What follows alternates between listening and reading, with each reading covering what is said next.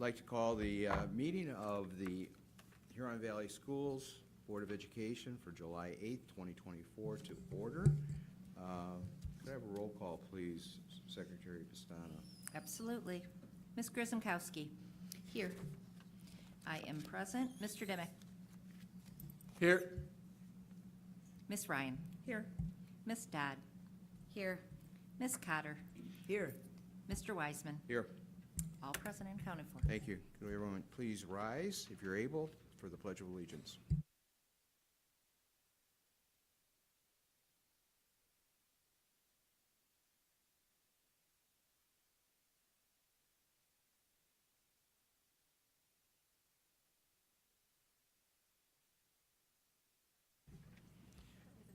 Next is the approval of the agenda. Do I have a recommended motion? I'll make a motion to approve the agenda as presented. Motion made by Member Dodd. Do I have a second? Second by Member Ryan. Any questions, any amendments? Seeing none, could I have a roll call, please? Ms. Dodd. Yes. Ms. Ryan. Yes. I am a yes. Ms. Grisomkowski. Yes. Ms. Cotter. Yes. Mr. Dimick. Yes. And Mr. Wiseman. Yes. Motion passes. Next on the agenda is items from the Board President. First of all, as a school board, as we've said before, we appreciate the members of our community who share their public comments during the designated times of our meeting. This is an important opportunity for us as a Board of Education to hear from the community. However, as stated before, this is not a time for two-way communication. A regular meeting of the Board of Education is designated for the board to conduct the business of Huron Valley Schools in an open session in accordance with the Open Meeting Act. Comments that require follow-up, investigation, or communication will be handled by our superintendent, Dr. Salah, or a member of his team. There are two segments in the agenda for public comments in Section 3 and 7, respectfully. 15 minutes have been allocated in Section 3 for public comments related to action, voting items, or non-action items if time allows.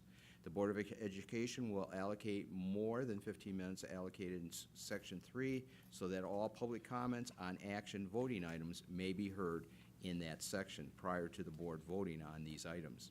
All comments on non-action items will take place during Section 7 of the agenda, if not already heard, if time allows, in Section 3. All speakers wishing to address the board must be present. All individuals will be given an opportunity to speak. Each individual delivering public comments will have 3 minutes to share their communication. Individuals may only speak once and cannot share unused time with another person. A timer will be displayed on the screen so individuals can monitor their time. Once 3 minutes have elapsed, a timer will sound indicating that public comments have concluded, and the microphone will be turned off in preparation for the next speaker. The individual must be present, as I said before, to share those public comments. We ask that you share your name, address, and home school district before sharing your comments. Furthermore, we request that you refrain from name-calling or mentioning the names of specific employees, persons, or students within your public comments. If you make such comments, the Board of Education President, myself, reserves the right, consistent with the Open Meeting Act, to interrupt or end your comment time. If you plan to share your public comments, please complete the form at the back of the room and give your form to Ms. Cadell, sitting at my far left. Thank you for your professionalism and partnership. I do have in front of me 5 public comments. They are non-action items. If I do not receive any further, we'll take these comments during Section 3 of the meeting tonight. Other comments that I have, very brief, I've set before each board member the 24-25 board ambassadors for this year. Please take a look at that. I have received input from a number of you. I have made some changes based on your request. Take a look. If there are any other changes that need to be made, please communicate that with me, and I'll see what can be done. The other is the standing board committees. As you know, our Board of Education is very active as it relates to board committees where we meet on an ongoing basis, on a regular basis, and those meeting dates are posted on our website. The members for 24-25, these standing committees, and I'm going to take a moment to read them. The Executive Committee, I will be chairing that. Laura Dodd and Denise Pastana will be representatives on the board along with myself. The alternate will be Amy Grzymkowski, and our direct liaison is Dr. Salah. In fact, Dr. Salah usually attends all of our meetings, even though he might not be the liaison. Teaching, Learning, and Technology, Denise Pastana is the chair. Members include Lindsay Cotter and Jacob Dimick, and the alternate is Laura Dodd. John Tavernier is the liaison. Finance and Operations, the chair is Amy Grzymkowski, who is our treasurer, along with myself and Michelle Ryan being members, and the alternate is Lindsay Cotter, and our Assistant Superintendent of Business, Jeffrey Van Gothen, is our liaison. And the last standing committee for 24-25 is the Marketing, Communication, and Legislation. It is led by Laura Dodd, and members of the board are Amy Grzymkowski and Lindsay Cotter, and I am the alternate, and Bob Rothler is our liaison. So those are the committees for this year. Those meeting dates are posted out on our website, and while we do not have a quorum, and while decisions are not made at those meetings, the public certainly is invited to attend those meetings. In addition to that, since the last board meeting, I want to express my appreciation to the rest of the Board of Education for attending a 3-hour meeting as it related to the superintendent's evaluation tool, the training in the evaluation process, and the rate of reliability. This was required by law.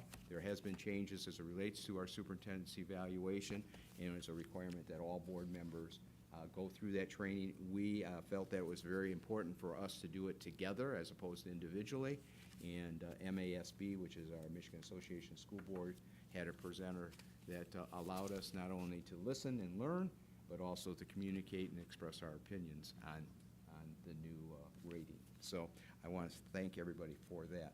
The last piece, I do want to do a shout out to everyone that was involved, especially Mr. Van Gothen, who was our chair, as it related to the first annual Huron Valley Educational Foundation golf outing. This was, I will say, a great success, even though the golf wasn't as successful. I won't mention any names up here, but we did our best, didn't we, Lindsay? Yes. And it was very successful. I think it's very important to note that this educational foundation really provides opportunities for our teachers to apply for grants and provides extra out-of-the-box thinking as related to opportunities for our students that, quite frankly, wouldn't be made possible unless it was done through donations through our foundation. So it was a great success. Jeffrey, I appreciate the fact that you led it.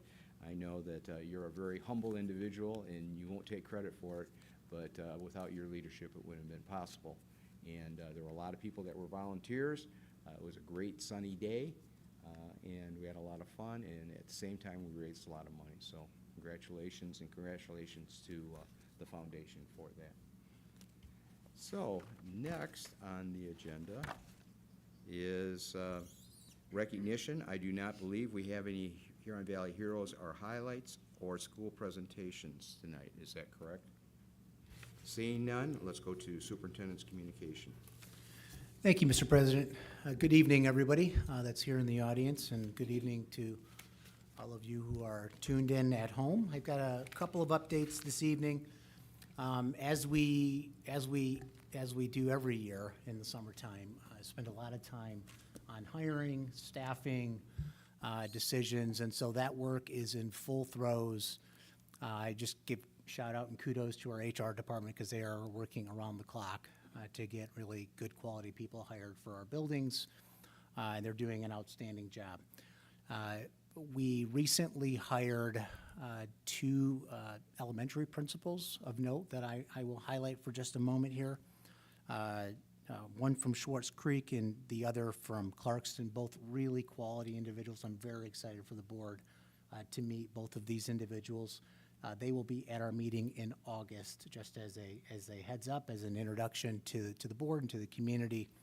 And we are looking forward to them joining the team. They are eager to get started. I'm having lunch with the new Spring Mills principal on Wednesday, and I am having lunch with the new Johnson principal next week, just to have a conversation and welcome them to the district. Give a shout out to our IA student in the audience today, and put her on the spot for just a second here. So we have some really committed students that take classes over the summer, and we have some students taking a government class. And so they are participating in the governmental exercise of watching a meeting in live. And so we do have one student here, Aubrey. Hi there. It's good to see you. And I'm sure we will have other students in the audience throughout the summer. So when you see those really dedicated students that are giving up a portion of their summer to attend high school classes, it's just because they're that committed. So thank you for being here. A couple other things. I wanted to give an update on the Spring Mills guest teacher allegations issue that we've continued to deal with over the last several months. I did have a conversation with Lieutenant Schneider last week regarding where the police were at in terms of their investigation into the matter. As I understand it, at this point, the police have concluded their investigation. And just, I would give a thank you to Lieutenant Schneider for being with us last month and walking us through their timeline and how they conduct their business regarding matters such as these. So police have concluded their investigation. They've turned their findings over to the prosecutor's office, and the information is with the prosecutor at this time. I expect it should be a couple more weeks. That's kind of what I'm hearing. Again, that's not formal, but that is just the general conversation that I've had. On another note, at our last board meeting last month, we did have public comment from Billy Ragland. I just want to thank her for making public comment. Billy's she works with Care House as part of the Community Engagement Committee. She and I had an opportunity to have a conversation after the meeting. We subsequently exchanged some emails as well, and we are meeting on August the 6th. Ms. Rothler and I are meeting with her just to do some follow-up. I did ask her if we could add her contact information, the contact information for Care House, to any further documentation that goes out, any letters to the community. She said that would be fine. So in addition to our student services department phone number that's been widely shared, we will share information from Care House. Anyone who wants to reach out to them may do so. And as I said, I am having a follow-up conversation with Ms. Ragland on August 6th. So I look forward to that conversation with her as well. So I want to share some information regarding the Title IX investigation, specifically regarding the Spring Mills incidents as well. So for those who are in the listening audience, those who are watching at home, I would point your attention to Board Policy 4362. That speaks to our Title IX processes. There's a lot of legal language outlined in Board Policy 4362. That is what we follow. There are a number of other policies related to discrimination, harassment, and the like that reference Title IX as well. If you go into our board policy section of our website and you go to the keyword portion of the website, you can simply type in Title IX, and it will bring up every mention of Title IX within our board policies. And just for our listening audience to know, board policy governs the processes that we follow, the decisions that we make, and they're based upon the legal requirements from timelines, perspectives to definitions, and so on and so forth. So in addition to using Title IX, we also obviously consult with our legal counsel whenever we're dealing with sensitive legal matters to make sure that we cross our T's and dot our I's on all matters. I think it's also important to note something that's a little unusual with this Title IX investigation that we just recently conducted. Typically, Title IX investigations come from a student that might be a victim or a parent of a victim. That did not happen in this case. We did not have a formal Title IX complaint come from a parent or a student. That said, however, the law does allow a school district to open up a Title IX investigation and file the complaint on behalf of families. And so Ms. Wenger, our Chief Human Resources Officer, is the Title IX coordinator for the district. She did that as a proactive step, even though we did not have a formal Title IX complaint. Letters were sent to all individuals involved. I think it's important to note we did receive communication from a legal counsel firm that represents many of the families involved in this specific situation, asking us to access interviews from a third-party entity, Care House. Those interviews are protected. We did connect with law enforcement to find out if we could gain access to that information. They said it was protected, that we could not. We furthermore did not have anyone who was willing to sit down with us. As we heard from legal counsel, they wanted legal counsel to be present. We did not hear any further follow-up on that. I will say, those who are in the audience and those who are at home, anyone who's interested in talking with our Title IX coordinator, happy to do that, happy to reopen the investigation. So put that out there for the record. Anyone who would like to do that, happy to follow through on that as part of our processes. Finally, I will say, once we hear from the prosecutor's office, we will be sending out communication. Once we know more information, we will have an updated FAQ as a part of that communication that goes out to the community. And at this point, we're just waiting, just like everybody else, to see where that lands. So with that, Mr. President, that concludes my remarks this evening. Thank you. Thank you very much. Ms. Pastana, I do not believe we have any student leadership. No student leadership. And I received communications from Ms. Hollander, and she will not be here to provide association communication tonight. And that leads us to board correspondence. Do we have any board correspondence? Secretary Pastana? No board correspondence tonight. Treasurer Grzymkowski, Treasurer's report?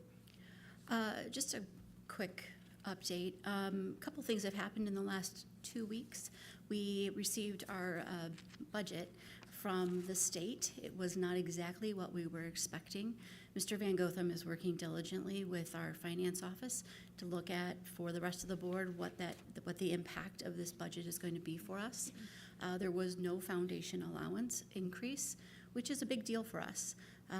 There are other offsetting budget items, but they're one time only at this point. So we will be having conversations going forward about what does that budget mean for Huron Valley? How is it going to impact our students? How is it going to impact our staff? So I want to let you know that that's kind of what's going on. Second thing I wanted to do, I don't know about you, but I get really excited about the Olympics. In 2019, we passed a bond after 20 years. We passed another bond just this past May. And when we talk about creating spaces for our kids to learn and to grow, we don't often think about the fact that students from our schools are going to go to places like Broadway for the Jimmies last year, like Miss Armstrong went.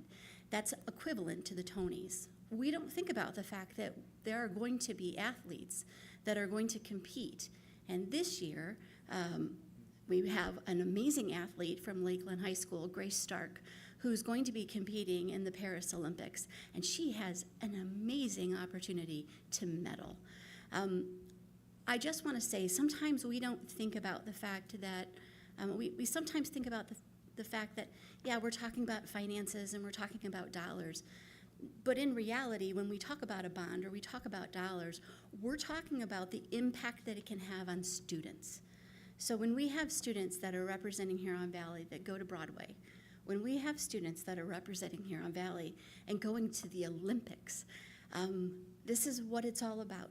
We have no idea the types of skill sets, the passions, the dedication, the discipline that will be developed in the students that we have here.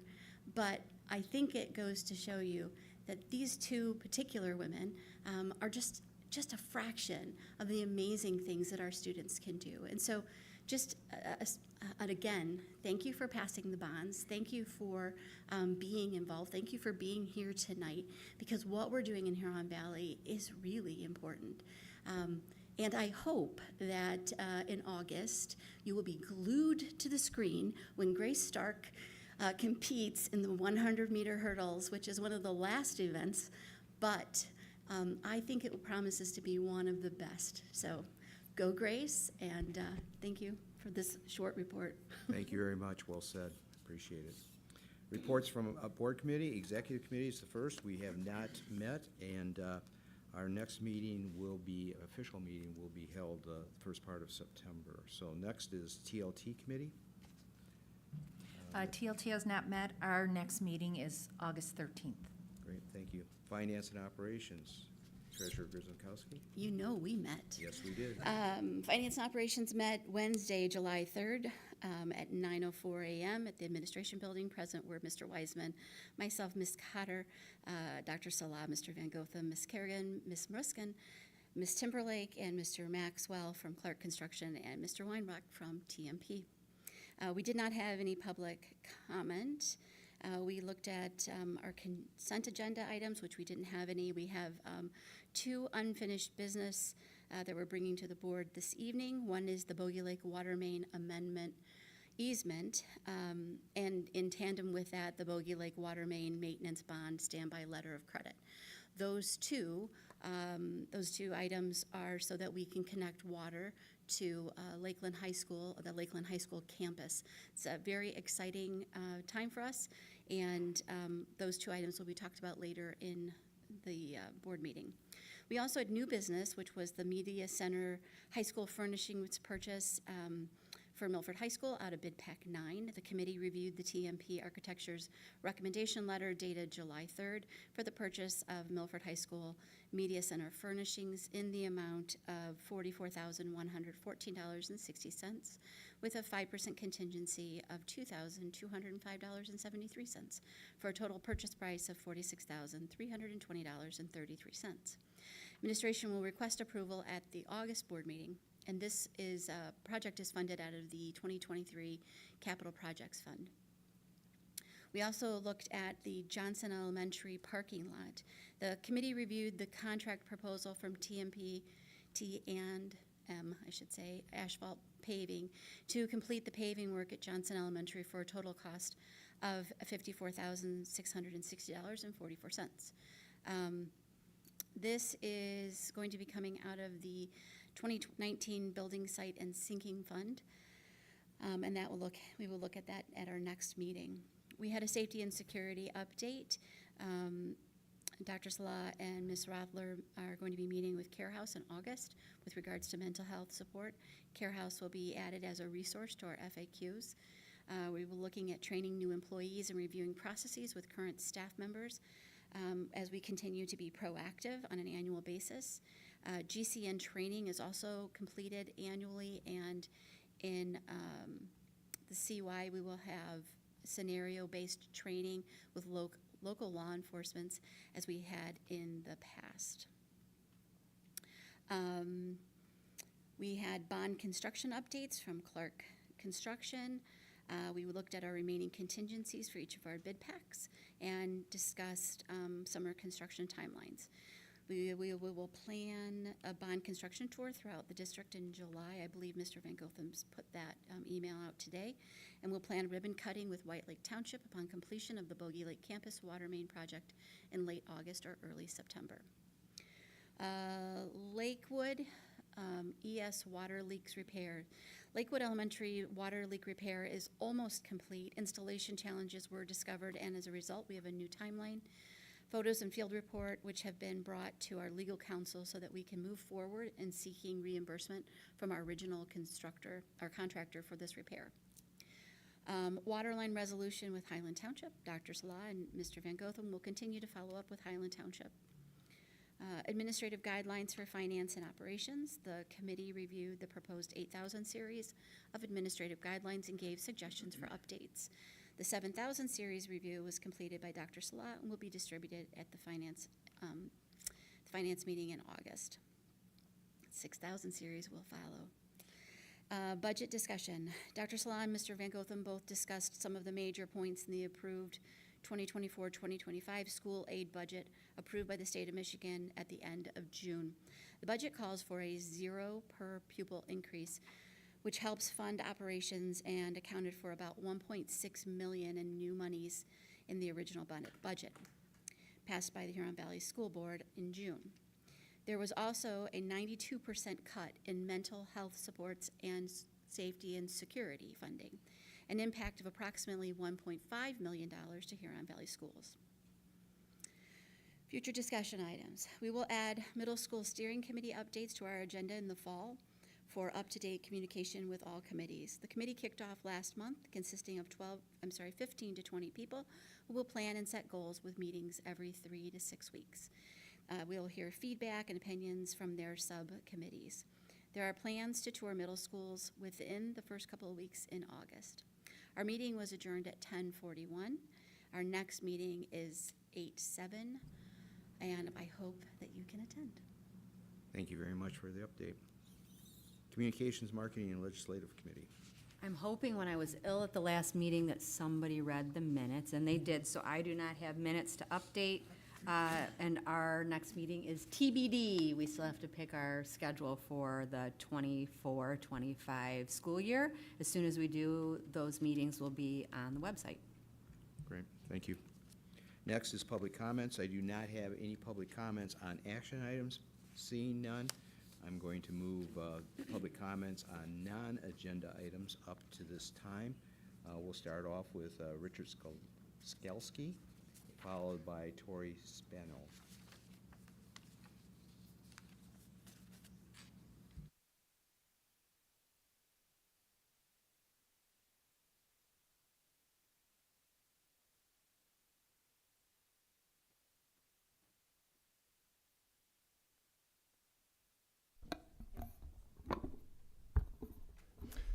My name's Richard Skalski, Highland HVS School District.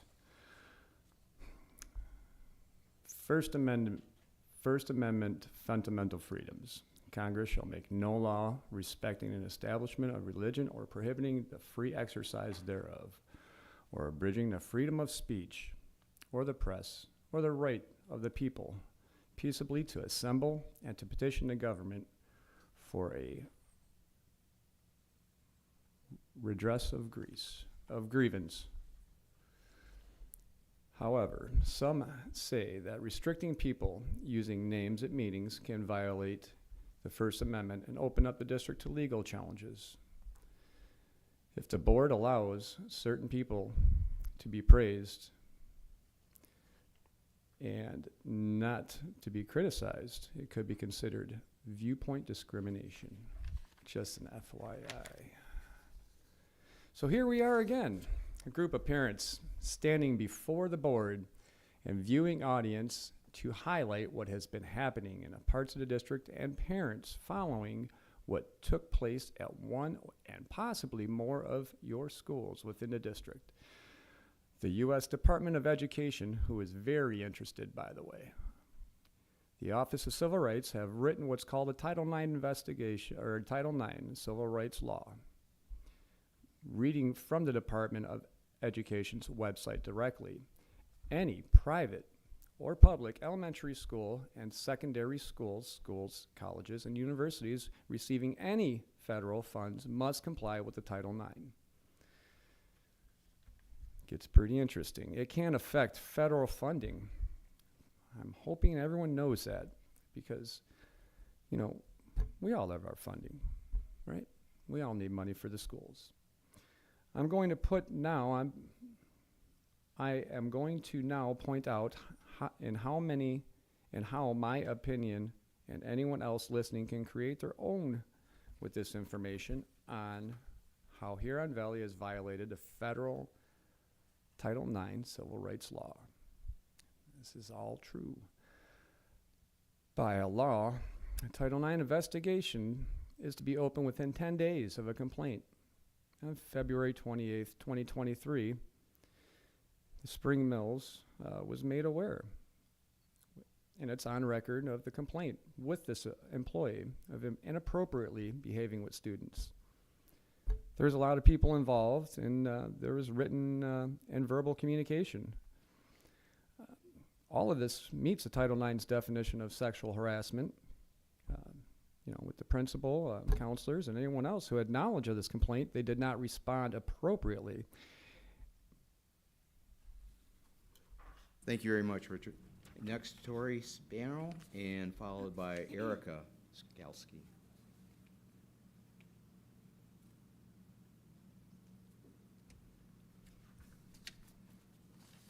Hi, you know who I am. Been here multiple times. Okay, let's pick up here. And anyone else who had knowledge of this complaint did not respond appropriately, and in another way to put it, failed to do their job. Everything since then has been a sign of deliberate indifference on the part of Huron Valley Schools. This is a violation of the rights of our children and community. April 16th, 2024, the Oakland County Sheriff's Department received its first wave of police reports. That week, there were 4. Now there are at least 13 official police reports filed. Huron Valley Schools were contacted promptly after the first complaint in April 2024. On May 22nd, the victims' parents were emailed their first communication from Huron Valley Title IX coordinator that they are starting to conduct the Title IX investigation. May 22nd, that is 36 days after the first complaint, 5 weeks after the first complaint, over 1 month after the first complaint. The Title IX coordinator, who was by law to open an investigation within 2 weeks of its first complaint, May 22nd, 2024, is over 1 year from its first complaint and 36 days after the second on-the-record complaint of the same exact employee. The Title IX coordinator is also required by law to send hard copies of the opening of the investigation to all the complaints. They are also required before the closing of their investigation to send another hard copy by mail, giving the complainant 10 days' notice of the closing of the investigation with an option to appeal. The complaints in these sexual harassment cases, next and only communication that was received by Huron Valley's Title IX coordinator was on June 24th, communicating that the Title IX investigation was now closed. Not a date that it was going to be closed on, just that it was already closed, with an even more outlandish quote from the coordinator that it was due to lack of participation by the parents. Your team was given the tools and evidence by the parents and their lawyers, and a lack of interest or care on their part does not result in a lack of participation on the parents. We gave you access to our child's personal care house files and information. You failed to open this investigation in time to comply with the law. Now you are choosing to close it and blame the participants to continue to seem innocent. Yet also, while violating the law, you never provided the opening and closing report. Your Title IX coordinator sits with this very school board every meeting. She has listened to the pleas of parents and has seemingly ignored them or not done her job. The coordinator is supposed to outline and send the Title IX complaints different services the schools could provide or outsource for the families. As stated earlier in the speech, Huron Valley's Title IX investigation was an open and shut case to them. Thank you. Erica, followed by Samantha.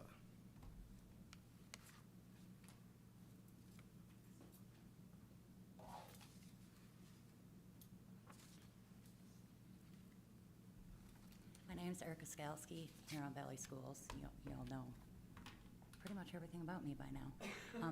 Really quick, as far as the asking for the case to be reopened, I already put it on email on June 24th, the same day she called me.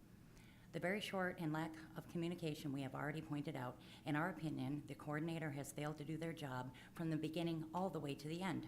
Also failing to tell the complainants of the appeals process, which is legally granted to any Title IX cases. The coordinators and anyone who holds these delicate positions are supposed to have training above and beyond to do their jobs in the correct manner. So which is it, Dr. Sala? Is your staff not adequately trained to do their job? Or again, are they showing deliberate indifference? Either answer is a complete disgrace and violation to everyone involved rights. We are publicly asking you, as well as I have already emailed and spoken to her on the phone, to appeal the Title IX investigations pertaining to the sexual harassment on the hand of an employed adult in one or more of your buildings throughout the Huron Valley School District. We as parents ask that you hire a third-party Title IX investigator who is properly trained, is not biased, and who can do the adequate job that this sensitive matter desperately needs. Our students deserve that, Dr. Sala. This is part of the army that you said you'd send us, right? We struggle as we watch you run our school district as a business. School systems are not businesses. Our children are not your products. This is exactly how you have made everyone involved feel, if you even deem them worthy of a response from you. We don't feel you care. And school board members, we don't feel you care either. We feel you think you have reached the end of the finished line of the school year and that we parents might forget. We will not forget. We will not forget the lack of compassion. We will not forget the mistreatment toward our children and their rights. We will not forget the mistreatment of parents and volunteers. We are not going anywhere. I promise you that. We need accountability of all involved and who had knowledge of a predator who was unleashed in the halls of Spring Mills Elementary. We need assurance that these schools are safe spaces for our children and that every employee is properly trained to assist students in any sort of time and need or know the proper place for them to go to receive what is needed and reporting. Something that could have ended this mess right from the start, February of 2023. My daughter suffered a year because you guys decided not to do nothing. It is unfathomable that this great district of Huron Valley will protect rights of adults and let students and their families suffer without guidance and support from this school. The schools we trust as a part of our village for our families and our children.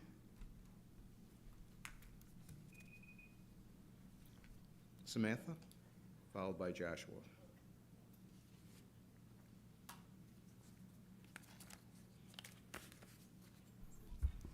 My name is Samantha Riak. I live on Hickory Drive, Huron Valley District.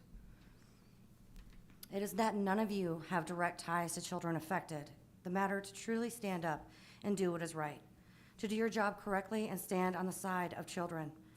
Do any of you have students in this district? What is the point of being on board that does not actually empower the students of the next generation? Our children are not your products. This is not your business. We need your actions to reflect that this is a school and these are children, and that what you say, that when you say you want to shape the next generation, that you actually mean those words and they aren't just empty. 13+ reports of students telling their story of how they have suffered at the hand of an adult that you employed. Many more students who have chosen not to come forward yet with their story.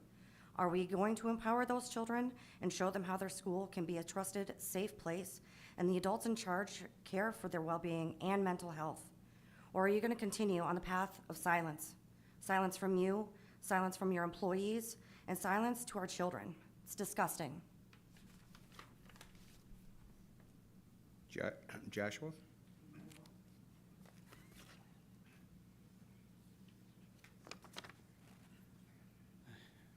You just said my name, and I live in a van down by the river. I was supposed to read off of the paper that they did, but instead I'm going to tell you how it's affected my family. I'm coming into this, I was skeptical of the whole situation, and I wanted to give a benefit of the doubt type situation, but then I learned about grooming, which is something that sexual predators do with younger children, where the touch you think is innocent, which is what you all think, and I love the laugh, is so that they can continue to do it, and the child feels safe. We learned about grooming when we were at Care House, something that I think your teachers and employees need to learn about, where they get the joy from doing it without crossing a line for the kid to have to speak up because they feel safe. It's inappropriate, it's detrimental to the child's development, and it's horrible. Now, I went to the store with my daughter and ran into him. I'm gonna leave it unnamed just to follow your rules. But my daughter began to panic because she now knows what was done was wrong. She saw him, she began to panic. My other children then began to panic. So then we had to go and exit the store immediately. So now we are all affected by this as a community, and my kids are affected by it, and they don't want to go back to that store, so now we shop at a different store. So it's just been really hard, and I know you guys laugh about it. I see you guys don't feel like you care, but a lot of it is really, really detrimental to development, especially in terms of how they see their body. When they begin to think that a touch in a certain spot is okay because a teacher has groomed them that way, then they go forward that way. And they're not gonna talk to their parents about it, because this is a teacher. This is somewhere they feel safe. They think that this is okay, because I'm here at school where my parents put me, so everything that happens here is A-okay. And that causes so much damage. Thank you.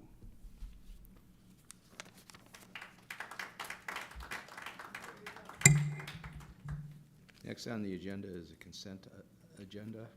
Do I have a motion to accept exhibits A1 through A3? I'll make a motion to accept exhibits A1 through A3 as presented. Do I And have I'll a second? support that motion. All right, motion made by member Demick, seconded by member Cotter. Any questions? Seeing none, could I have a roll call, please? Mr. Dimick. Yes. Ms. Cotter. Yes. I am a yes. Ms. Dodd. Yes. Ms. Ryan. Yes. Ms. Grisomkowski. Yes. And Mr. Wiseman. Yes. Motion passes. Next, unfinished business, Bogey Lake Water Main Amendment easement. There are two unfinished business items that were presented to the board at the last meeting. This is basically the second reading, so Dr. Salah, turn that over to you. Thank you, Mr. President. I have not received any follow-up questions. Have you, Mr. Van Gotham, on this? No, and so to clarify Mr. Wiseman's point, we actually settled on this easement several months ago. The town, White Lake Township was basically working with some original drawings of the site plan for the new internal space for the water line on the Bogey Lake campus.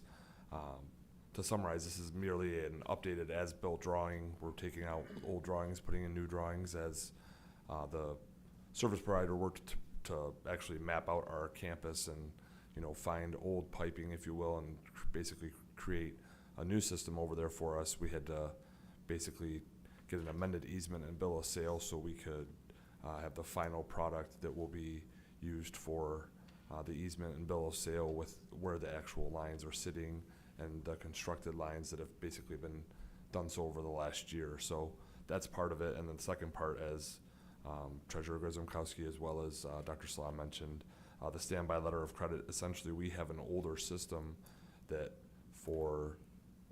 is valued about $400,000, and so the township is asking us to have a standby letter of credit for half that value dollar amount. It's not going to cost us $200,000. It's going to cost us a couple $1,000s over the next 2 years to basically have an outstanding letter of credits that if something happens with our old water system for the 2 years that once we settle on this final water product that they will eventually, White Lake Township will own that and manage it for us as again we were getting out of the water business. So these are just two documents that basically support our continued efforts to complete the water line over at the Bogey Lake campus, and it includes an updated easement and bill of sale, which really requires, again, two documents that are basically pictures of the water line, and then a standby letter of credit that just allows us to basically turn that old system over to White Lake Township and covers any incidentals on half of that value over a 2-year period before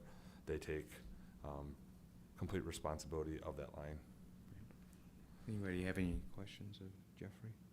So really, recap, the first is really to show what actually took place, that we approved the easement, and they ran into some hidden conditions.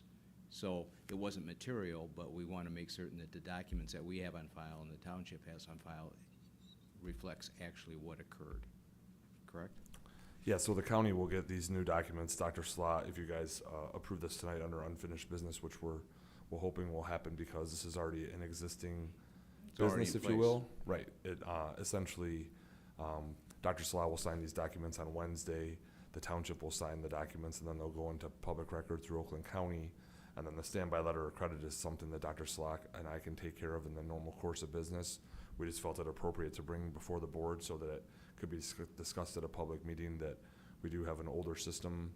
But yeah, it's Mr. Wiseman, basically some of these lines may have been 10 or 12 feet off of the original plan, which until you get in there and do that work, you're not actually certain where those are at. But and obviously over a period of 40 to 50 years, some of those things have actually shifted as a result of just 40 or 50 years underneath the ground. And the standby letter of credit is something temporary. It's just some assurances as it relates to the township as they progress through taking over the system. We're gonna get out of that water system. It's gonna be owned by them, but it's as it says, a standby in case something does go wrong over the last couple of years. And it's similar to what they do with other businesses throughout the township. Yeah, so they're treating this like as an example, if they had a new subdivision that they were putting in place and they had to put water lines in the subdivision for 20 new homes, 40 new homes, this is the same type of essentially credit support that they require for those new developments to essentially operate till, again, it becomes something that the township takes over with respect to maintenance, just like. So it's basically an insurance policy to make certain that we have the wherewithal to pay for any damages that might occur over the next couple of years. Correct. Okay. Anything else? All right, we have two motions, so we need to take a motion as it relates to the Bogey Lake Water Main amended easement. Do I have a motion to accept that? Yes, I move that we approve the Bogey Lake Water Main amended easement. Okay, do I have a second? I'll second. Motion made by Member Cotter, seconded by Member Pastana. Any other questions? Seeing none, could I have a roll call, please? Ms. Cotter? Yes.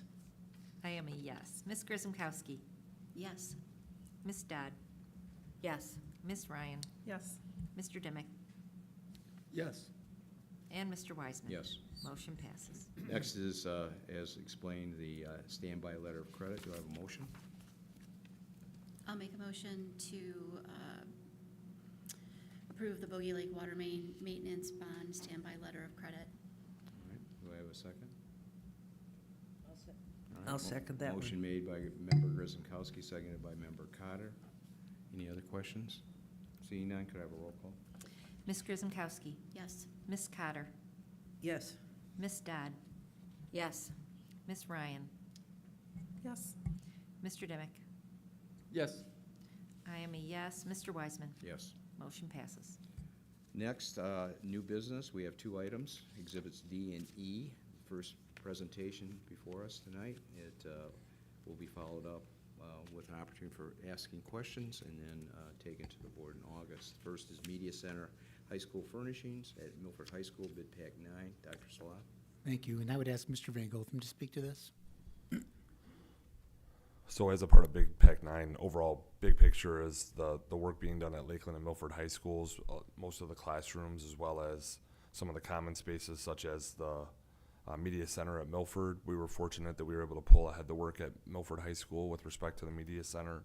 We were anticipating that work would be starting actually in September of this year, but it was done several months ago. And so as a part of that, we had furniture and fixtures in the budget, but we had not ordered that yet because, again, we were planning on doing that work a little bit later in the overall Bid Pack 9 process. So we're to the point where we want to order some of the furnishings for the Media Center, and so under our bid that's been out there for several years, we're asking that the board consider going ahead and purchasing those furnishings. We did keep the existing furniture because, again, we did not order the new stuff yet, but once we have the board approval in August, we'd like to order that furniture and have that in for probably, if I'm guessing, maybe like around Halloween-ish. So that's the plan. Again, we're not asking for action tonight. This is just more informational, and I'm happy to take questions now and or over the next several weeks till our next board meeting.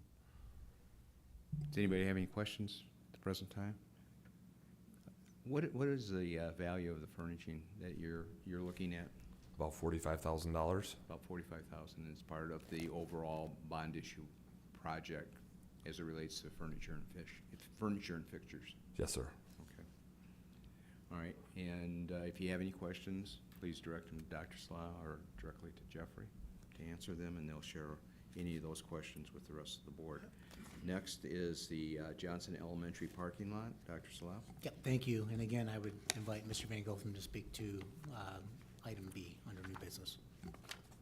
And so if everybody recalls, as a part of the 2019 bond program, we initially had discussed and approved the potential for an early childhood extension center at Johnson Elementary. After further discovery between costs and the desire to do some different things within the latest strategic plan in our strategic plan 2.0.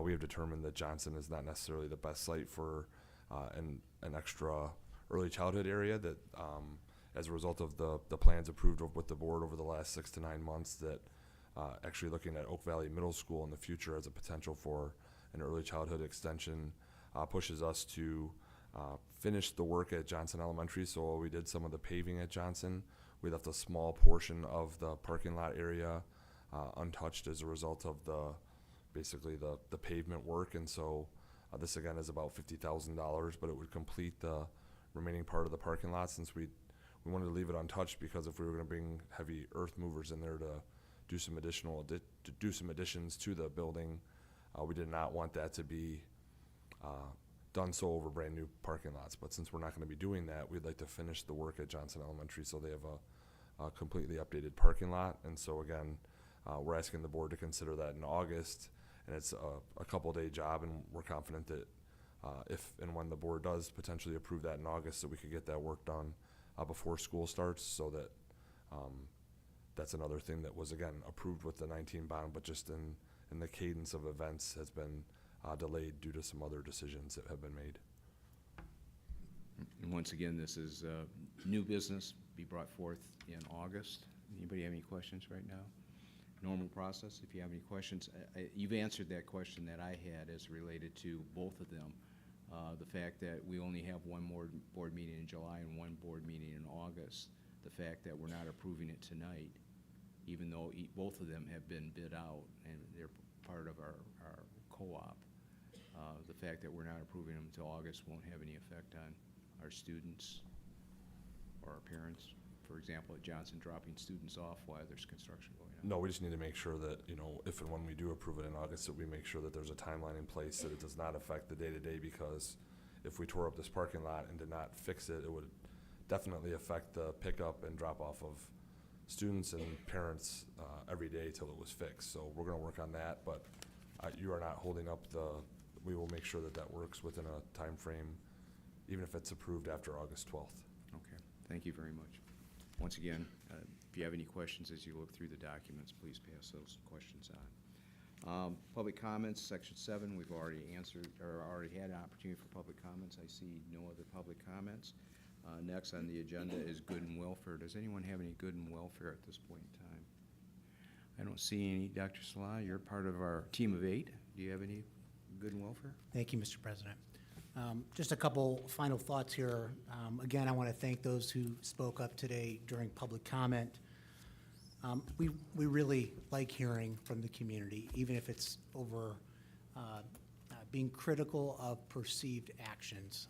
A couple things I have to say. There is not a person up here that doesn't care deeply about the children of this school district, and there is not a day that goes by that we aren't talking about this situation. There is not a day that goes by that we aren't thinking, processing, reviewing laws, reviewing Title IX rules, and ensuring that we are doing everything we can as it relates to this situation. Nobody would ever laugh about, ma'am, please, thank you. Please allow me to speak here. Nobody would ever laugh at the gravity of a situation like this.